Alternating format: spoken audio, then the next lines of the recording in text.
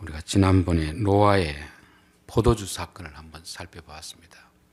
그 사건을 보면서 기존에 우리가 알고 있던 그 내용보다 조금 더 다른 측면에서 말씀을 드렸습니다.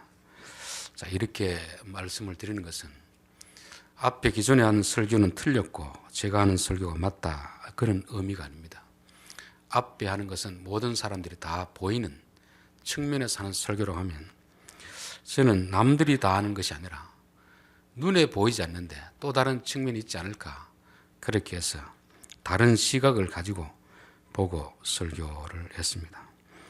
오늘 바벨탑 사건도 마찬가지입니다. 창세기 11장 바벨탑 사건을 쳐보면 한 90% 정도는 기존 해석을 하고 있습니다. 사람들이 높은 탑을 쌓아서 하늘에 닿게 하려다가 하나님이 징계를 당해서 그 공사를 중단하게 되었더라. 인간이 교만이 하늘을 찌르면 하나님께서 그냥 있지 않는다. 그래서 교만해서는 안 된다. 이게 거의 대부분의 해석입니다. 그러나 저는 조금 더 다른 측면에서 보려고 하는 것은, 우리가 어떤 사건이나 사람을 알아간다는 것은 눈에 보이는 것을 보고 알아가는 것이 아닙니다. 눈에 보이는 것은 누구나 다 아는 것이고, 눈에 보이지 않는 이면 속에 사람의 모습을 볼 때 진짜 그 사람을 알게 되기 때문에 그렇습니다. 제가 청년부를 담당할 때 참 제가 존경하는 목사님, 그 분이 집회하는데 청년들을 데리고 왔습니다. 몇 번을 가면서 은혜를 받았습니다. 그런데 나중에 이제 그 교회 부목사님을 통해서 그 목사님이 부목사들을 어떻게 대하는지, 비인격적으로 대하는 그런 이야기를 듣고 나서, 내가 이분에 대해서 다 알았던 것이 아니구나, 이분에게 이런 또 면이 있구나, 그 이야기를 듣고 그분에 대해서 새롭게 생각을 좀 바꾼 적이 있습니다. 또 한 분은 기독신문, 이런 언론, 기독교 언론에서 아주 그분을 안 좋게 평가를 하는 그런 뉴스를 보고, 그분에 대해서 뉴스만 보고 제가 이제 그분이 어떤 분인가 알았었는데, 나중에 그 교회 다니는 교인을 만날 기회가 있어. 기사에 이런 이야기가 났는데 교회가 어떻습니까? 그러니까 그분이, 목사님, 그분은 그런 분이 아닙니다. 언론에서 잘못 보도가 돼서 그렇지 그분은 정말 교인들에게 인정을 받는 분입니다. 그걸 보면서 우리가 눈에 보이는 것이 다가 아니구나, 다른 측면이 있구나. 여러분, 결혼할 때 좋아서 결혼했는데 살다가 보면은 속았다고 생각할 때 있지 않습니까? 그것은 속은 것이 아니고 한 측면만 봤기 때문에 그렇잖아요. 그 사람의 진짜 이면을 봐야 되는데 눈에 보여주는 그 면만 보고 결혼했기 때문에 나중에 속았다고 하는 것이, 그건 속은 것이 아니고 자기가 잘 몰랐기 때문에 그렇습니다. 예수님도 우리를 평가할 때 눈에 보이는 면 가지고 평가하지 않습니다. 눈에 보이는 건 누구나 다 외식적으로 보일 수 있거든요. 그래서 예수님은 우리를 평가할 때 두 가지 측면에서 평가합니다. 은밀한 중에 행한 것, 남들이 모를 때 행한 것, 그리고 또 하나는 지극히 작은 자에게 행한 것, 그것을 가지고 우리를 평가하는 것입니다. 우리가 높은 사람 앞에서, 많은 사람들이 보는 앞에서 하는 행동은 우리의 진짜 모습일 수도 있지만 우리의 위선적인 행동이 될 수 있기 때문에, 하나님은 우리가 은밀한 중에서 아무도 보지 않는 그 일, 그리고 나보다 약한 사람들, 무시해도 좋을 사람들, 그 사람들에게 어떻게 대하는가를 보고 우리의 진짜 모습을 평가하는 것입니다. 예전에 그 어른들이 그런 이야기 했습니다. 장가를 가려고 하면 그 집 처갓집 뒷관을 가보라, 그런 말이 있습니다. 눈에 보이는 면은 사위 될 사람이 오면 다 청소해 놨거든요. 그런데 그 가정의 진짜 모습은 그 뒤안입니다. 아무도 보지 않는 그 뒤안이 깨끗하게 정리되어 있으면, 이 집은 깨끗하게 하는 분이구나. 그 뒤안이 지저분하면 이 집은 지저분한 분이구나. 앞에 보이는 건 누구나 다 할 수 있거든요. 그래서 우리는 사람을 보든 사건을 보든지 눈에 보이는, 성경 보면 누구나 다 알 수 있는 그런 부분보다는 잘 보이지 않는데 좀 자세히 살피다 보면 이런 면도 있구나, 그게 저는 어쩌면 진짜 모습이 아닐까, 그렇게 생각되는 것입니다. 우리 창세기 11장은 흔히 이제 바벨탑이 핵심 단어로서 바벨탑을 높이 쌓다가 하나님에게 심판을 받았다, 그렇게 볼 수 있습니다. 그런데 사실 11장에 보면 바벨탑이 핵심이 아닙니다. 우리가 어떤 것이 중요한가 알기 위해서는 사람과 이야기할 때도 그 사람의 입에서 계속 반복적으로 나오는 단어, 그게 중요하기 때문에 반복적으로 나오는 것입니다.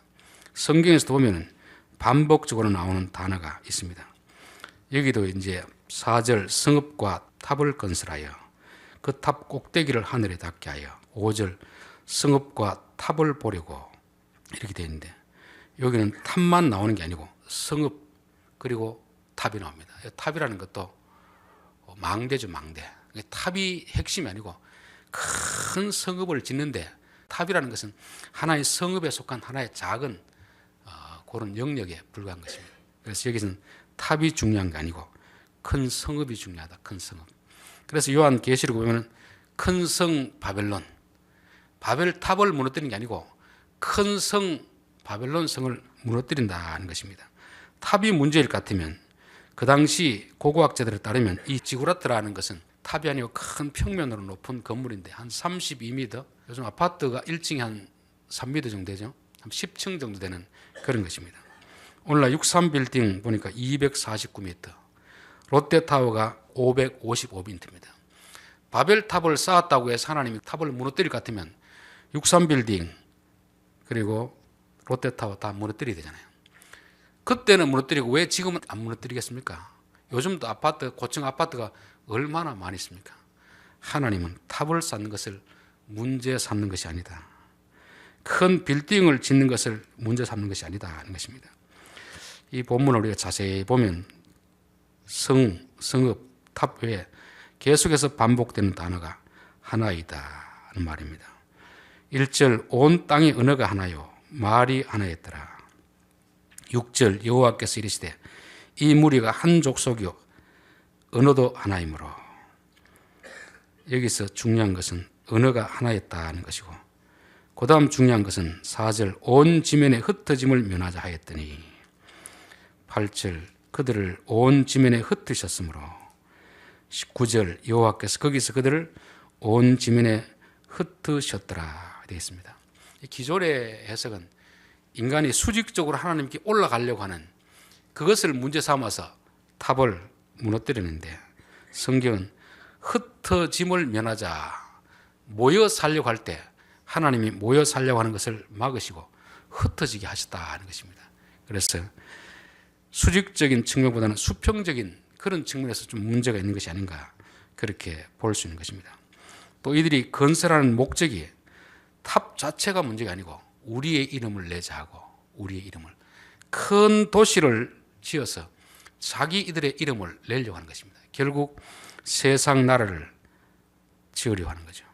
창조된 사람들은 하나님의 이름을 나타내야 되는데 사람들은 자꾸 자기 이름을 내려고 하는 것입니다. 하나님이 이걸 아주 싫어하는 거죠. 저는 우리 교단도 지금 한국에서는 제일 큰 2개 교단 중에 하나입니다. 그전에는 그렇지 않았는데 개혁 측하고 또 합동 측이 자꾸 이렇게 합치는 거죠. 그 합치는 이유가 뭘까? 자꾸 거대 성을 쌓아가서 거대 도시를 만드는 이유가 뭘까? 하나님의 영광을 위한 것일까? 아니면 그 교단의 이름을 내기 위한 것일까? 우리가 한번 좀 생각해 봐야 됩니다. 교회당을 크게 짓는 것도 마찬가지입니다. 교회당을 크게 짓는 이유가 하나님의 이름을 내기 위한 것인가? 그 교회의 이름을 내기 위한 것인가? 한번 좀 생각해 봐야 되는 거죠. 교회당을 짓는 자체를 탓하는 게 아닙니다. 왜 교회당을 크게 지으려고 하는가? 왜 탑을 높이 쌓으려고 하는가? 왜 교단들을 자꾸 모아가지고, 생각이 다른 사람들을 모아가지고 하나가 되게 하는가? 왜 군중들을 한 곳으로 자꾸 모으려고 하는가? 사람의 힘을 과시하고 그들의 이름을 높이려고 하는가? 아니면 하나님의 이름을 높이려고 하는가? 한번 좀 생각해 봐야 됩니다. 오늘 도시 문화라는 것은 결국은 하나님을 대적하는 문화로 이어지고 있는 것입니다. 왜냐하면 자기들이 힘을 자꾸 키워가지고 사람의 중심이 된 그런 문화를 형성해 나가는 것이 오늘 도시 문화거든요. 하나님은 하나님을 의지하는 그런 나라를 만들기 원하는데 세상 나라는 자꾸만 사람들을 모아가지고 큰 성읍을 이루고 큰 교회를 이루어서 자기들의 이름을 내려고 하는 이것을 하나님은 아주 싫어한다는 것입니다. 그리고 흩어짐을 면하자. 흩어짐, 결국 이름을 내고 우리를 중심으로 해서 우리에게 다 모여라. 우리에게 모여라. 우리에게 모이면 누가 왕이 되는 겁니까? 그 중에 힘 있는 자가 왕을 하는 거죠. 우리 노회도 경선호였을 때 큰 노회였습니다. 그러나 자꾸 쪼개었거든요. 왜 쪼개겠습니까? 큰 노예를 하니까 그 위에 있는 임원이 자꾸 주인 행세를 하니까 이거는 아니겠다 싶어가지고 자꾸 쪼개는 것입니다. 하나님의 역사는 자꾸 분리시키는 거죠. 낮과 밤을 분리시키고 어둠과 빛을 분리시키고 땅 위의 물과 아래의 물로 분리시키고 땅 아래에도 바다와 육지로 자꾸 분리시키는 이런 역사인데 세상 문화라는 건 자꾸만 하나 되게 덩치를 키워가는 것입니다. 결국 덩치를 키워서 하나님을 대적하는 자리에 서겠다는 것입니다. 여기서도 탑을 쌓은 것이 문제가 아니고 모여 살려고 하는 것이 이게 문제인 것입니다. 그렇다고 해서 오늘 우리가 이 시골 집성전처럼 모여 사는 이 자체를 말하는 게 아닙니다. 하나님을 의지하기보다 어떤 사람을 중심으로 해서 왕국을 세우려고 하는 그것이 문제가 되는 것입니다. 우리 사도행전 5장에 보면 아나니아와 삽비라 이야기가 나옵니다. 우리는 흔히 이 사건을 볼 때 헌금을 많이 하려고 하다가 아까워서 반을 내서 그래서 죽임을 당한 것이 아닌가 그렇게 생각할 수 있는데 그것은 표면적인 이유이고 진짜 속셈은 뭐냐면 5장 3절입니다. 베드로가 이르되 아나니아야 어찌하여 사탄이 내 마음에 가득하여 내가 성령을 속이고 땅값 얼마를 감추었느냐. 교회는 성령의 역사는 곳이 교회거든요. 초대교회 오순절날 성령님이 역사함으로 교회가 시작되었습니다. 그래서 모든 사람들은 성령의 감동을 따라서 행동을 했습니다. 자기 땅을 팔아서 교회 헌금하고 그 헌금으로 가난한 사람들에게 나눠주는 이런 역사가 있습니다. 그런데 아나니아와 삽비라는 성령의 감동이 아니고 사단이 가득하여서 사단의 통치를 받으면서 누구 행세를 하느냐? 성령의 역사인 것처럼 그렇게 속이는 이것이 하나님 앞에 큰 죄가 되었던 것입니다. 오늘날도 성령 운동하는 사람들 보면 성령을 빙자하여 악을 행하는 사람들이 많이 있는데 여기도 마찬가지입니다. 성을 쌓는다는 자체가 문제가 아니고 성을 쌓아서 결국은 사람이 통치하겠다는 것입니다. 어느 누가 니무롯 같은 힘센 자가 통치하겠다는 것입니다. 그래서 성을 쌓고 한 곳에 모여 사는 그것이 문제가 아니다. 이 성을 쌓는 일도 동기가 무엇인가, 때가 언제인가 따라 가지고 상황이 다르다는 것입니다. 지금 상황이 모여 살 때가 아니거든요. 모여 살 때가. 창세기 6장부터 시작해서 9장까지 하나님이 노아 홍수 심판을 통해서 그 땅의 사람들을 다 멸하였습니다. 그리고 9장에 와서 이제 노아에게 이르시되 내가 내게 복을 주노니 생육하고 번성하라. 번성하여 흩어져라. 이 사명을 주었습니다. 왜냐하면 지금 땅은 넓은데 사람들이 다 죽고 없으니까 빨리 아이를 낳고 생육하고 번성해서 땅에 충만하는 것이 각각 흩어져 살아라 하는 것입니다. 하나님은 흩어져 살기를 원하는데 이들은 지금 자꾸만 자기들끼리 모여 살려고 하는 거죠. 하나님의 명령을 정면으로 배치하는 그런 일이 하나님 앞에 가장 힘든 일이었습니다. 성을 높이 쌓느냐 안 쌓느냐 그보다 더 중요한 것은 하나님은 땅에 충만하라, 땅에 편만하게 흩어져 살아라 하는데 이들은 아닙니다. 싫습니다. 우리는 모여 살겠습니다. 우리끼리 힘을 합쳐가지고 살겠습니다. 이런 것입니다. 여기서도 흩어져라, 모여 살아라. 그 문제는 어느 장소에 오래 있느냐 짧게 있느냐 이게 문제가 아니고 왜 거기 있느냐. 왜 하나님이 흩어져 살라고 했겠습니까? 사명을 감당하라고 흩어져 살라고 하는 거죠. 사명 때문에. 그러나 사람들은 사명을 보다는 그래도 우리가 여기서 모여 살면은 좀 살기에 편하지 않느냐, 좀 편안하게 살 수 있지 않느냐, 즉 생존만을 위해서 살려고 하는 것이 하나님이 보시기에는 악하다는 것입니다.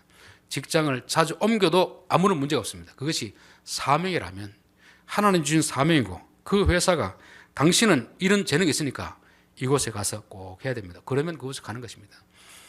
그런 것을 말하지 한 마을에 모여서 평생을 사느냐, 자주 이동하느냐, 그것을 말하지 않습니다.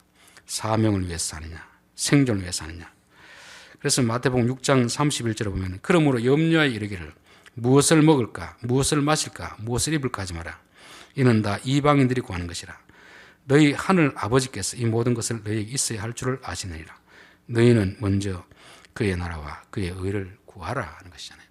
예수 믿는 사람과 안 믿는 사람의 확연한 차이는 예수 믿는 사람은 한 곳에 오래 머무느냐, 자주 이동하느냐 이게 아니고 하나님이 주신 내게 주신 사명, 그 사명을 위해서 사는 사람은 하나님 보시기에 의로운 사람이고 그것을 무시하고 내가 여기서 편하게 살겠다, 그런 사람은 하나님이 악하다고 보시는 것입니다. 그래서 하나님이 어떻게 합니까? 5절 여호와께서 사람들이 건설하는 그 성읍과 탑을 보려고 내려오셨더라. 여호와께서 이르시되 우리가 한 족속이요 언어도 하나이므로 이같이 시작하였으니 이후로는 그 하고자 하는 일을 막을 수가 없으리로다. 자, 우리가 내려가서 거기서 그들의 언어를 혼잡하게 하여 그들이 서로 알아듣지 못하게 하자 하시고, 이들이 언어가 하나이니까 이렇게 하는구나 싶어서 언어를 혼잡하게 해서 언어를 나누는 것이죠. 그리고 다 흩어버려서 이제는 더 이상 그들이 현실에 안주하는 삶이 아니고 좀 사명을 감당하는 그런 삶을 살게 하시는 것입니다. 사도행전에 보면 2장에 오순절 성령 내려오시는 거죠. 그래서 교회가 시작되었습니다. 교회가 부흥되었습니다. 그 다음에 뭘 해야 되겠습니까? 사도행전 1장에 보면 성령이 너희에게 임하시면 예루살렘과 유대와 사마리아와 땅끝까지 이르러 내 증인이 되리라. 그렇게 말씀하셨는데 이들은 성령의 능력으로 교회를 세우고 여기가 좋사오니 여기서만 살겠습니다. 그러니까 하나님이 그곳에 핍박을 해가지고 다 흩어버리시는 것입니다. 흩어버려서 뭘 하는 겁니까? 하나님의 사명을 감당하게 하신 것이다. 누가복음 12장에 보면 어리석은 부자 이유가 나오잖아요. 하나님이 그 땅에 소출이 풍성하게 주셨습니다. 그러면 이 사람은 그걸 가지고 어떻게 되죠? 흩어가 여기저기 어려운 사람 도와줘야 되는데 이 사람은 뭐라고 하느냐면 또 내가 내 영혼에게 이르되 영혼아 여러 해에 쓸 물건을 많이 쌓아두었으니 평안히 쉬고 먹고 마시며 즐기자 하리라. 하나님이 주신 것을 가지고 이제 내 인생 여기서 배부르게 먹고 살자는 것입니다. 하나님 보시기 얼마나 악한 것입니까? 복을 주실 때는 사명을 감당하라고 주셨는데 자기 배만 불리고 안전하게 이제는 살자 이렇게 하니까 오늘 밤에 내 영혼을 거두어 갈 것이다, 그런 말씀을 하는 것입니다. 여러분, 우리가 하나 되는 것도 중요하지만 더 중요한 것은 하나 되어서 하나님의 사명을 구하는 사람이 있고 하나 되어서 우리끼리 잘 살자 이런 사람이 있습니다. 그럴 때는 하나님이 흩어버리신 것입니다. 창세기 49장에 보면 시몬과 레위는 둘이서 마음이 잘 맞습니다. 12형제 중에서 둘은 너무너무 마음이 잘 맞는 거죠. 그래서 이들은 범죄를 저질렀습니다. 그래서 야곱이 죽기 전에 12아들을 불러놓고 축복을 하는데 시몬과 레위에 대해서는 축복이 아니라 흩어버리는 저주를 뽑습니다. 시몬과 레위는 형제요 그들의 칼은 폭력의 도구로다. 내 혼아 그들의 모의에 상관하지 말지어다. 내 영광아 그들의 집회에 참여하지 말지어다. 그들의 분노대로 사람을 죽이고 그들의 혈기대로 소의 발목 힘줄을 끊었음이로다. 그 노여움이 혹독하니 저주를 받을 것이요 분기가 맹렬하니 저주를 받을 것이라. 내가 그들을 야곱 중에서 나누며 이스라엘 중에서 흩으리로다. 마음이 잘 맞아가지고 하나님의 사명을 감당하면 괜찮은데 마음이 잘 맞아가지고 자꾸만 하나님 싫어하는 걸 하면 하나님이 흩어버리신다는 것입니다. 여러분 주위에 마음이 잘 맞는 친구 있습니까? 같이 늘 살고 싶습니까? 그런 마음이 잘 맞으면 어떻게 되겠습니까? 선을 행해야 되죠. 하나님이 기뻐하는 것을 행하면 계속 그대로 두지만 둘이서 마음이 너무 잘 맞아가지고 자꾸 하나님 싫어하는 일을 하면 하나님이 흩어버리신다는 것을 말씀하고 있습니다. 창세기 9장 27절에 보면 하나님이 야벳을 창대하게 하사 셈의 장막에 거하게 하시고 둘이서는 죄를 짓는 게 아니고 선을 행하니까 너희들은 같이 살아라 하는 것입니다. 하나님이 흩어버리는 사람이 있고 사람이 함께 살게 하는 그런 사람이 있는 것입니다. 제가 성경에 나오는 복이라는 단어를 보면서 처음에는 그냥 한글 성경을 보다가 히브리어에는 뭐라고 되어 있을까를 보니까 바라크라고 돼요. 바라크인데 이 단어는 전혀 상반된 의미가 한 단어에 들어있습니다. 첫 번째 의미는 복을 주다 하는 의미입니다. 또 하나는 저주하다 하는 말이 있습니다. 또 하나는 무릎을 꿇다는 말이 있습니다.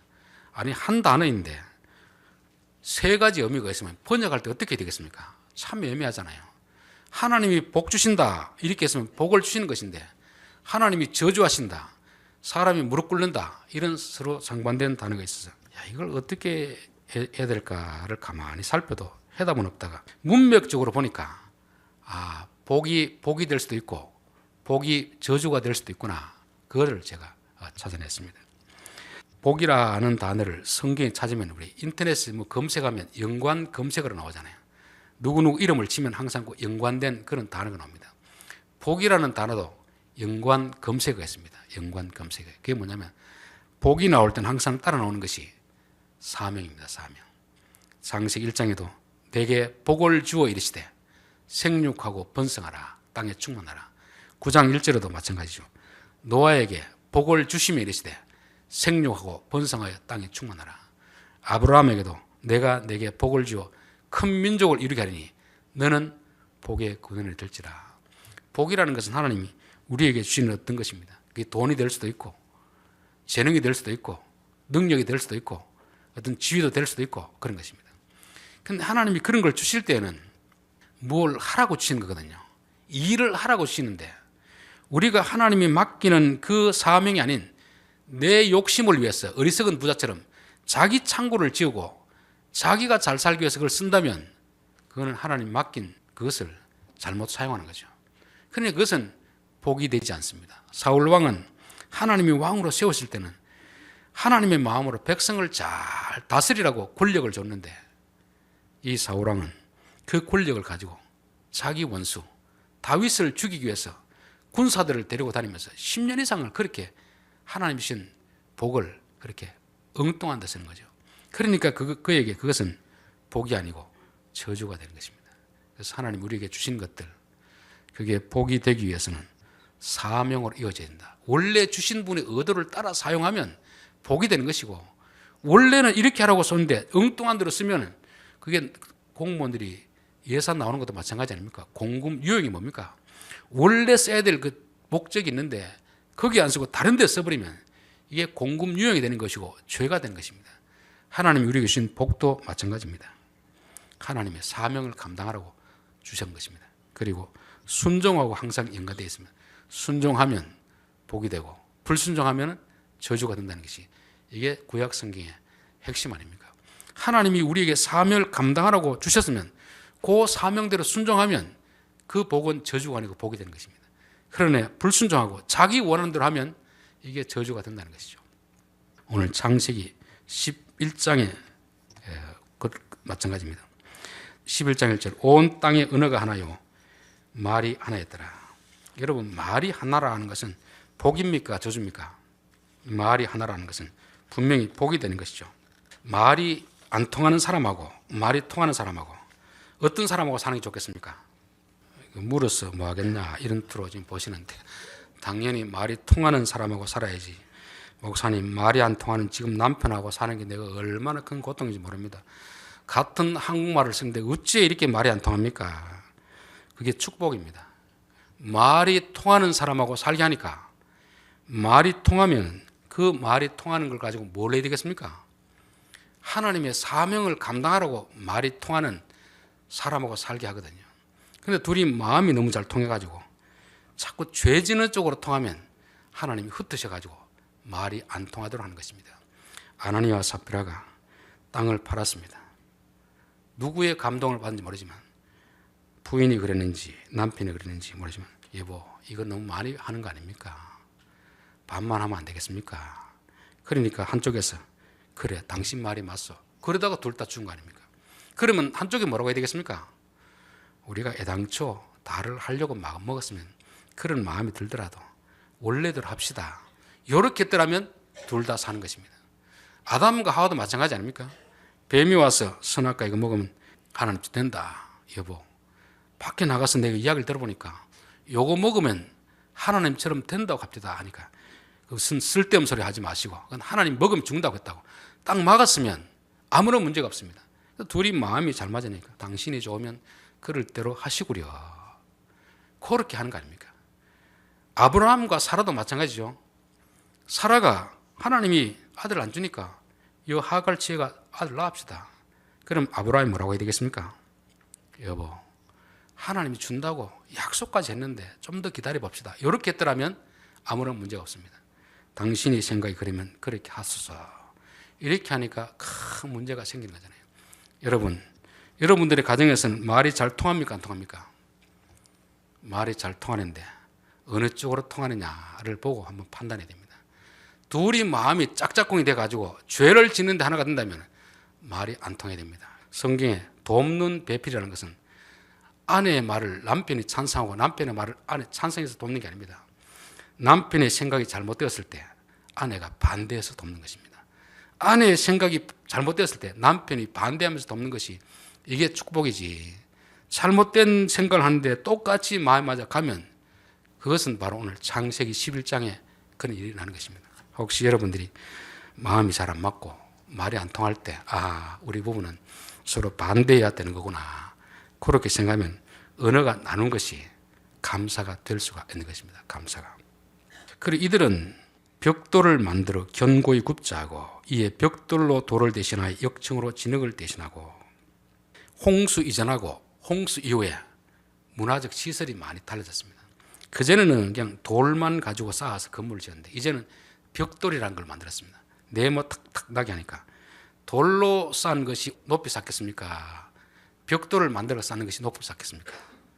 벽돌로 하는 것이 훨씬 높게 쌓겠죠. 그리고 벽돌과 벽돌을 잘 붙도록 역청이라는 것을 만들었습니다. 즉 이들은 홍수 이전보다 문화가 아주 발달했습니다. 여러분 문화가 발달했으면 그 발달한 문화를 가지고 뭘 해야 되겠습니까? 좋은 것을 할 수도 있고 나쁜 것을 할 수도 있을 것입니다. 저는 요즘 스마트폰이나 컴퓨터 이런 걸 통해서 참 유익을 많이 얻고 있습니다. 옛날 같으면 설교를 준비하려고 해도 뭔가 찾아보려고 해도 참 책도 없고 찾기도 힘들었는데요. 요즘은 컴퓨터로 많은 자료를 접할 수 있고 검색하는 것도 얼마나 쉽게 할 수 있는지 모릅니다. 그러니까 옛날 설교하던 목사님들은 그렇게 수고해도 진짜 귀중한 보배를 못 캐내는데 요즘은 조금만 실력이 있으면 옛날 사람들이 한 달 할 것도 몇 시간 만에 다 이렇게 얻어낼 수 있는 이 좋은 시대에 살고 있습니다. 그러나 이 좋은 것도 유용하게 사용할 수도 있고 나쁘게 사용할 수도 있잖아요.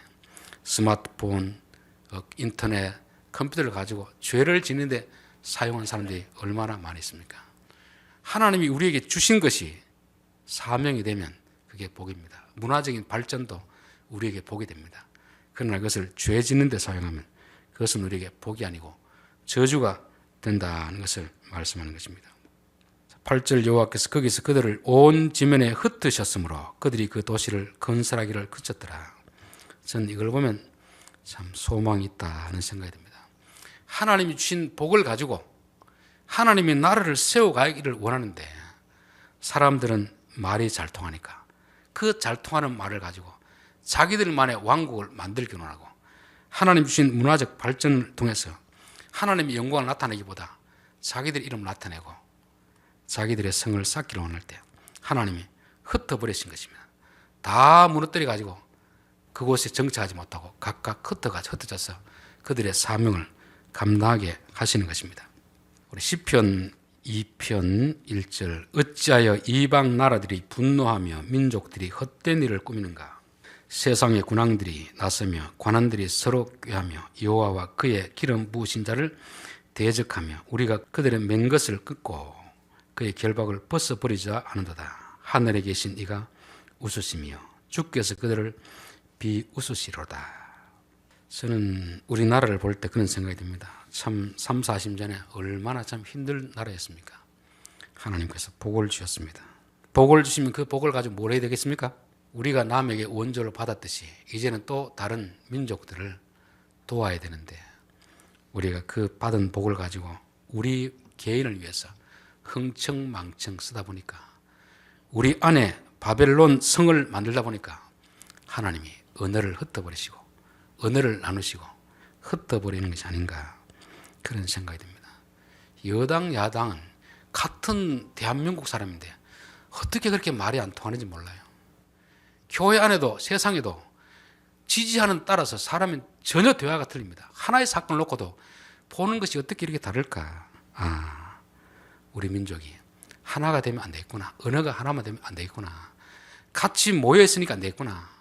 언어를 나누어서라도 삶의 장소를 흩어버려서라도 하나님의 사명을 이루셔야 되겠구나.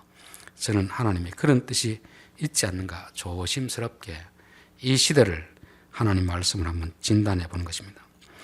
자, 사람들은 하나님 주신 복, 하나님 주신 좋은 장점을 가지고 하나님을 떠나고 세상 나라를 만들려고 할 때 하나님 그냥 가만히 보고만 계시는 것이 아니고 이제는 역사에 개입하셔서 그들의 언어를 혼잡케 하고 서로 말이 통하지 않게 함으로써 서로 그 일을 꾸미지 못하게 하고 또 모여서 자꾸만 세력화시키니까 흩어가지고 하나님의 사명을 이루시는구나. 사도행전 8장에도 보면은 성령이 강림하셔서 교회를 세우고 교회가 부흥되니까 이제는 그 힘을 가지고 복음을 전해야 되는데 예루살렘 성 안에서만 머물러 있는 것입니다. 여기가 좋사오니 여기서 삽시다. 그럴 때 하나님이 그 땅에 핍박을 통해 가지고 다 흩어버리는 것이죠. 그래서 흩어진 자들이 사마리아로 다른 나라로 가면서 복음을 전하더라. 그렇게 나오고 있습니다. 여러분, 하나님이 우리에게 복 주시면 그게 사명이 되어야 될 줄 믿습니다. 단지 우리만 잘 먹고 잘 살자 그러면 하나님이 언어도 흩으시고 지역도 흩어가지고 다시금 하나님의 뜻을 이루시는 그런 하나님입니다. 세상은 인간의 뜻대로 되는 것 같지만 결코 인간의 뜻대로 되지 않습니다. 하나님이 어느 정도는 지켜보다가 안 되겠다 싶으면 흩어버리고 인간의 어떤 계획을 다 무산시키는 것입니다. 시편 23편 3절 내 영혼을 소생시키시며 자기 이름을 위하여 의의 길로 인도하시는도다. 내가 사망의 음침한 골짜기로 다닐지라도 해를 두려워하지 않을 것은 주께서 나와 함께 하심이라. 주의 지팡이와 막대기가 나를 안위하시나이다. 혹시 우리가 실수해서 사망의 음침한 욕망이 있는 그런 골짜기로 다닐지라도 나는 두렵지 않습니다. 왜냐하면 하나님이 우리와 함께 하시고 지팡이와 막대기를 가지고 바른 길로 인도하시겠다는 것입니다. 잘못된 길로 가면 지팡이로 엉덩이를 때려서라도 길을 돌이켜가지고 하나님이 원하시는 의의 길로 인도하시기 때문에 우리는 두려워하지도 않고 절망하지도 않습니다. 그래서 저는 나라를 생각할 때마다 눈에만 보이는 모습 봐서는 이게 완전히 이게 실패했구나 싶지만 여러분, 이게 실패한 겁니까? 하나님이 성공하고 있는 겁니까? 인간의 계획은 실패하더라도 하나님의 계획은 실패하지 않습니다. 인간의 생각을 다 무너뜨리시고 그 계획을 흩어버리심으로써 하나님의 뜻을 이루어 가신다는 것을 말씀하고 있습니다. 기도하겠습니다. 하나님 아버지, 하나님은 우리에게 많은 복을 주셨는데 타락한 인간은 그 받은 복을 가지고 하나님께 영광을 돌리기보다 사람들의 이름을 자꾸만 높이고 사람을 신격화하는 이런 시대로 전락한 것은 아닌지 우리 자신을 돌아볼 수 있게 도와주시옵소서. 우리나라를 사랑하셔서 이렇게 잘 살게 했는데 그 잘 살게 한 하나님의 뜻은 알지 못하고 우리끼리 먹고 마시고 흥청망청 그렇게 살자 할 때 하나님은 언어를 나누고 사람들이 사는 것을 흩어버리심으로 인해서 다시 한번 하나님이 원래 가졌던 그 계획대로 이끌어 가시는 줄 믿습니다. 우리가 눈에 보이는 현실만 보고서 절망하거나 실망하지 않게 하시고 눈에 보이지 않는 하나님의 손길이 어떻게 인도해 가시는지 하나님의 역사가 이루어짐을 눈으로 목도할 수 있는 저희들 되게 도와 주옵소서. 예수님의 이름으로 기도하옵나이다. 아멘.